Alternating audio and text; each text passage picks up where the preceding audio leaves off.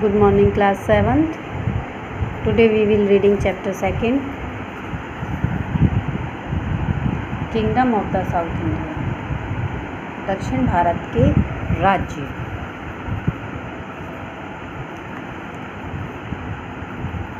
आज हम इसमें पढ़ेंगे कि जो दक्षिण भारत थे यानी साउथ इंडियन जो थे वहाँ उनके राजवंश कौन थे, उनका शासन की विशेषताएं क्या थी, धर्म साहित्य कला क्या था और दक्षिण भारत उत्तर भारत के राज्यों के बीच कैसे संबंध थे.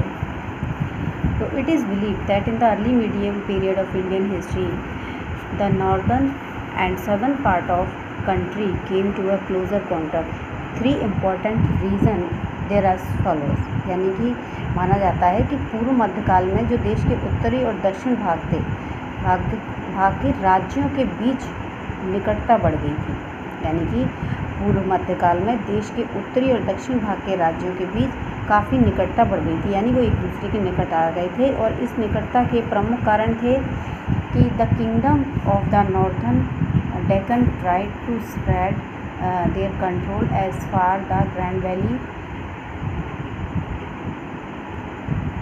Ganga Valley. The religious movement of South India became popular in North India as well.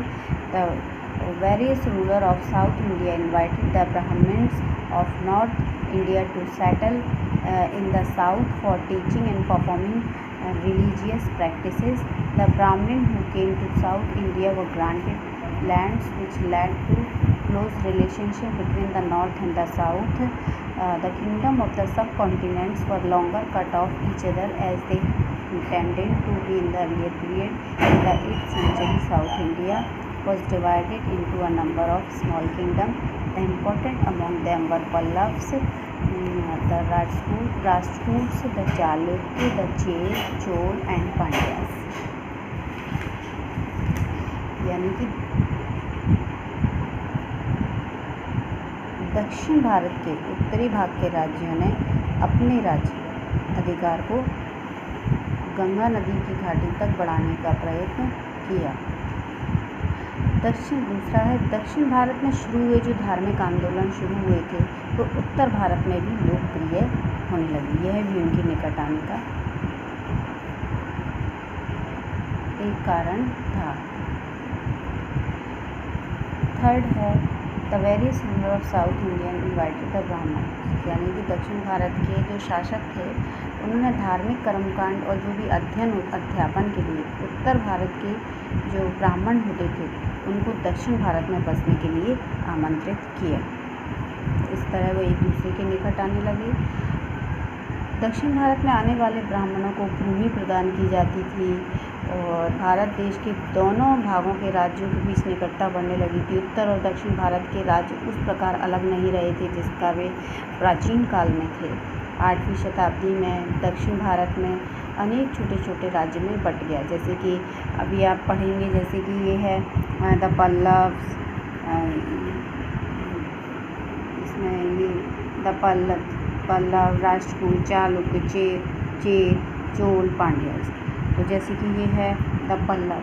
जो पल्लव होते थे the Pallava rules to power and force in areas to the south of the river Krishna.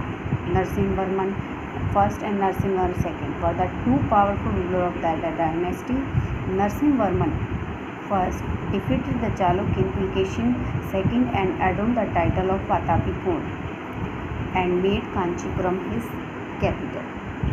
यानी कि 4वीं शताब्दी में पल्लवों को जो उदय था वो कृष्णा नदी के दक्षिण प्रदेश यानी में हुआ.